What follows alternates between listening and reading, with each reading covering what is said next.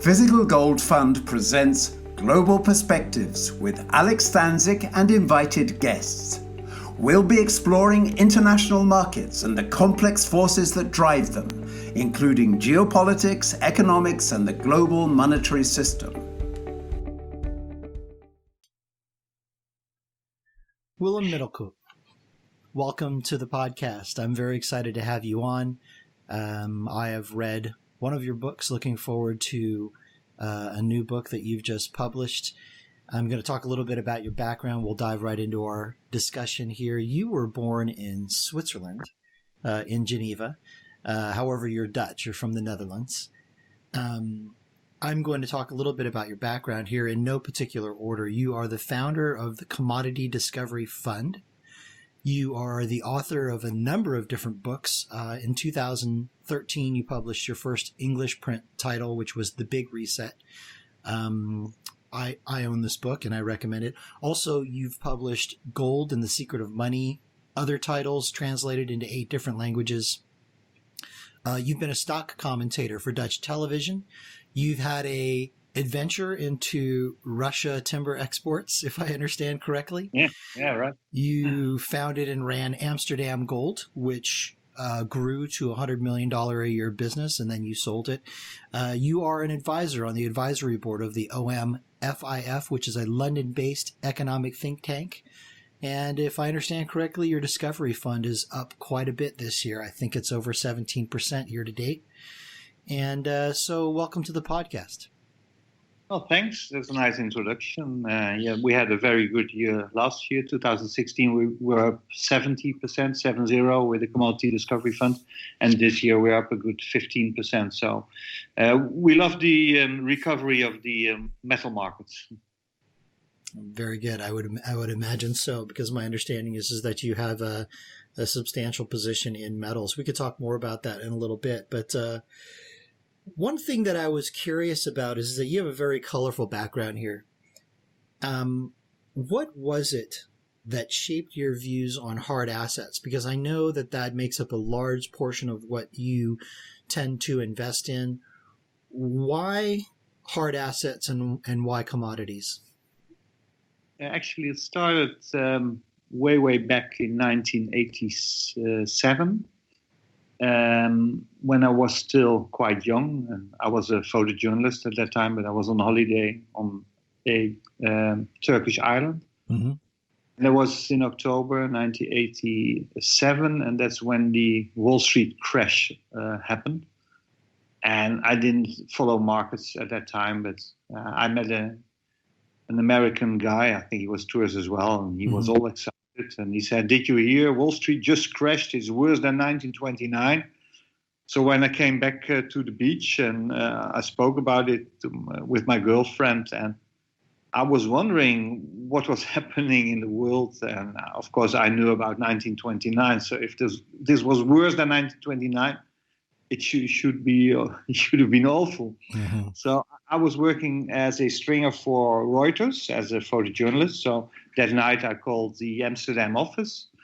I worked for the Amsterdam Reuters bureau, and then they said, "Oh, markets are calming down already, so you can relax." But it started a little fire in my head, and during that trip, I was in a bookshop looking for some books to learn more about financial system. And then I found a book by an Indian economist, Ravi Batra. He's not that well known, but he used to publish quite a bit in the 80s and the 90s. And because of his teachings and because of his books, I kept reading his books in the 90s. I really started to learn that you have financial assets and you have real assets. And this idea really became quite important to me, because in the 90s, I started to invest in real estate. Real estate is hard asset as well.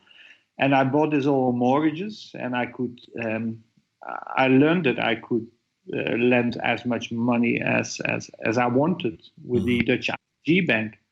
So I bought all this investment real estate for the buy-to-let market in Amsterdam apartments, renting them out to expats. So then I found out that I could get 10 mortgages and just buy hard assets with it. So I like that idea and that concept. And I started to study more about economic cycles, and I started to study more about the history of money. And then I realized it was in the late 90s that we could have a big crisis again. And at those days, the late 90s, we had this internet bubble. And I started to write about it. I've always been a journalist, so I started to write columns for websites and a newspaper, Amsterdam newspaper. And soon after, I started to work as a financial journalist and a market commentator for Dutch national TV.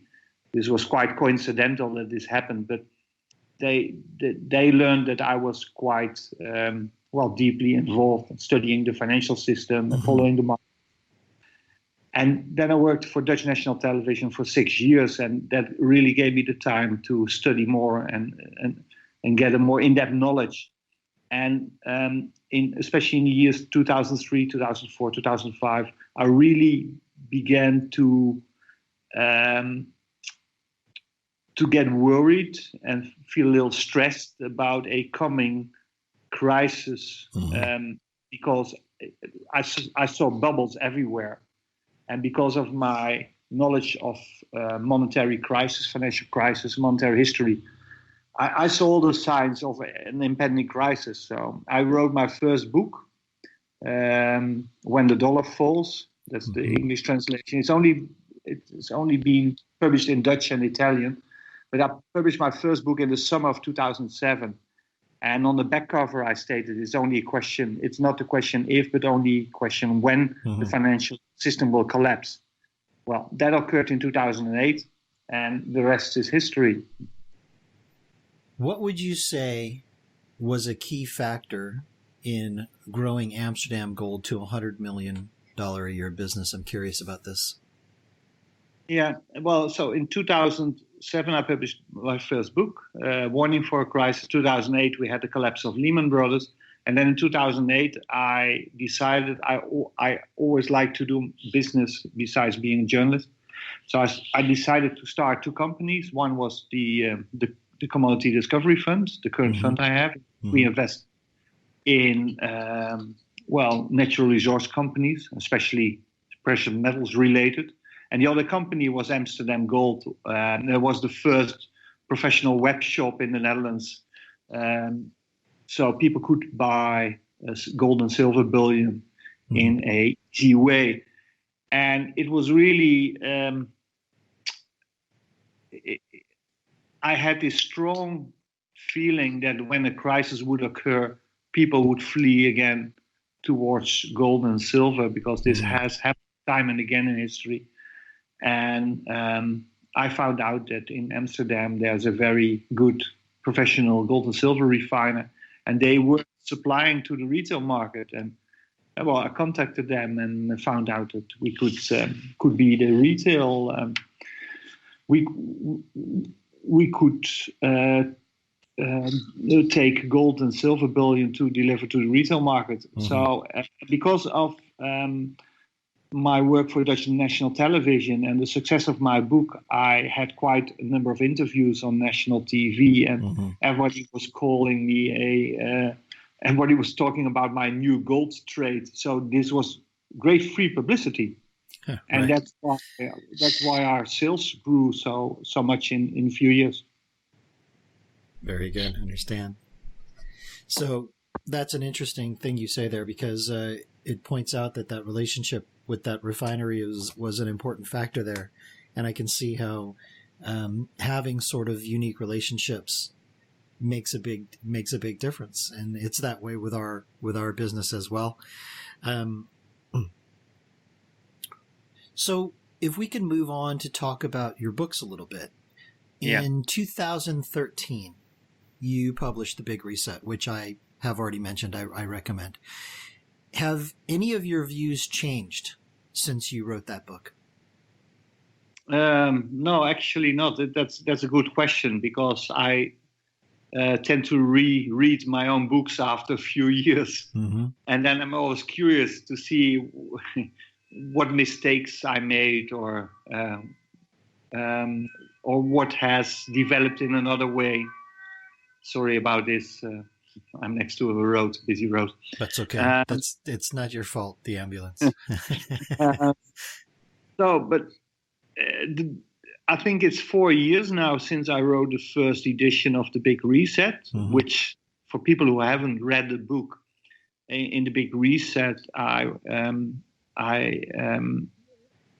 write about the thesis that one day we'll need a very large debt restructuring, and mm-hmm. we need to find an anchor for the international monetary system, because the dollar is in its final days, not as a currency, but as the anchor for the international monetary system. Mm-hmm. And I warn in the book that China and Russia are working together and preparing for the next phase. And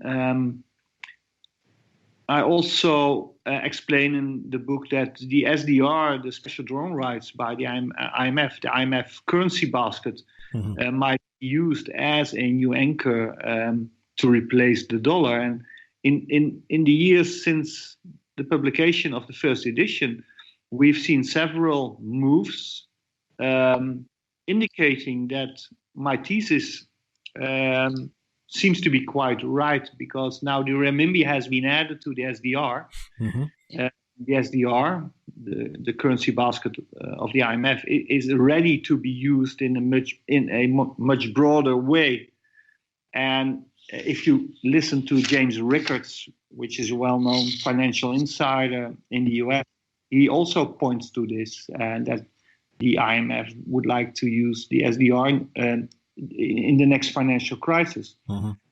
And also China's actions are pointing towards their wish that the SDR should be the successor of the dollar. I published a second edition of the Big Reset, mm-hmm. in which I added 70 pages, but I didn't take out a single page. So I just added some new ideas and analysis. So if people want to buy the book, they should be aware that they buy the revised edition. Okay. But actually, the thesis still stands, and I always been telling my readers that you should expect major changes coming to the financial system, international monetary system, between 2020 2025, and I still think that way. Can you tell our listeners, what are your views on the monetary system reset and how gold plays a role in that? Does gold play a role in that, and what is it? Well, if you study the academic papers regarding the coming changes to the international monetary system, because there are a few papers who actually explain it and also talk about the role of gold in such a monetary reset. And then you learn that gold could be used mm-hmm. As a new anchor for the new monetary system, because when we would like to use the SDR as a successor for the dollar, the SDR is also a fiat currency, one could say, so there's no real backing. Mm-hmm. So if people would say, well, that's a bad idea because we don't trust the SDR because that's just some printed IMF money, the IMF could propose to add gold as a sixth currency to the SDR. So the current SDR consists of the dollar, the euro, the yen, pound, and the renminbi, Chinese currency. And you could add gold as a sixth currency, and then suddenly the SDR gets some gold backing and becomes a more reliable currency. And in my book, I talk about this idea extensively, and I also tell people about the papers I found about this topic.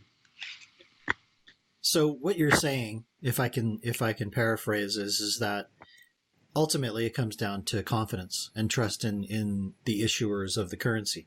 So if we have a situation where the dollar standard is going away and the world is transitioning to a new standard of some sort, if there's enough confidence in the IMF, I guess it would be, and all of the governments that support it, then that could work. But if in general the confidence in government has waned enough, what we're looking at is as gold sort of as the last resort. I've heard many central bank governors talk about this, and so that's and it's very interesting not to listen to what central bankers say, but to watch what they do. And if you look at all central banks, well, you could say east of London, and all central banks are buying physical gold, adding physical gold, or reclaiming the gold which was once stored in London or New York. So you have this repatriation of physical gold in European countries. Yep. But in countries east of Europe, you see most countries buying physical gold, and I think countries like China and Russia are preparing for the next phase of the international monetary system by adding as much gold as possible, because they know that we've had monetary resets in the past, and gold has always played an important role once a fiat currency system collapses or doesn't work well enough anymore, and trust has to be restored, because it's all about trust. Now we see QE worldwide. QE can continue for a number of years as long as the people still trust the value of the money. But history learns us that one day people lose trust in fiat money, and then you need gold to restore the confidence in the financial system. Yeah, I very much agree, and it's interesting because as you mentioned, historically that's always been the case, but a lot of people don't know that. A lot of people don't know what gold's role is, because people's living memory, it hasn't really happened. You have to go back, sometimes more than the human lifespan in history to know these types of things. So this is a very important aspect, and the idea that the gold is moving to the east, so to speak, is interesting to me, because you've probably heard this saying. Anybody who's studied precious metals or the gold industry has heard this saying, that he who has the gold makes the rules. And in the next reset, perhaps this is going to be an important factor. Yeah. So let's move on to your new book. You've just published a new book. Congratulations. I believe it came out on Monday. It's called The Tesla Revolution. Can you tell our listeners just a little bit about your new book? Besides studying the international monetary system, I've always been interested in the world of energy as well, because oil is called the black gold. There's so much connected to oil in money and wealth terms, and the geopolitics about oil are quite similar to the geopolitics of gold. So I think it's very interesting to study that field. And I've been publishing my first book on oil and energy in 2008, together with a co-author, Raymond Koppelaar, a Dutch young academic. And he helped me to write The Tesla Revolution as well. And actually, we look back at our first book from 2008, which was called The Permanent Oil Crisis, in which we warned that we would have a top in world oil production before 2020. and that the easy and cheap conventional oil, we were running out of the cheap and easy conventional oil, and we would have to work hard worldwide to come up with some new alternative and clean forms of energy. Well, that was 2008. Fast forward to 2017. What have we learned? We have learned now, and that's what we describe in the book, that we have seen a top in worldwide conventional oil production in 2004, 2005. So peak oil is real. We have reached peak oil in conventional oil. But very few people understand this because we had quite a bit of new oil production coming on stream from the oil sands and from oil shale and deep sea projects. But people do forget that the cost price of these unconventional oil production is well north of $50 a barrel, while the conventional easy oil production, which comes from the desert of Saudi Arabia or Libya, has a cost price of $5 to $10. So the whole energy industry has to cope with much higher prices. And fortunately, we've had a huge development in the last 8 to 10 years in which we had breakthroughs in the production of clean energy through wind farms and photovoltaics. And now we can use the energy coming from the sun and the wind. And this has really started this energy revolution, which we call the Tesla revolution, because Tesla as a brand, as a car maker, is the first real good visible example of a revolution. If you study the business case of Tesla as a car maker, the car industry in a country like Germany, the BMW and Mercedes, they don't know what to do because they have to change their whole business model. Yeah, they're looking at a completely new revolution.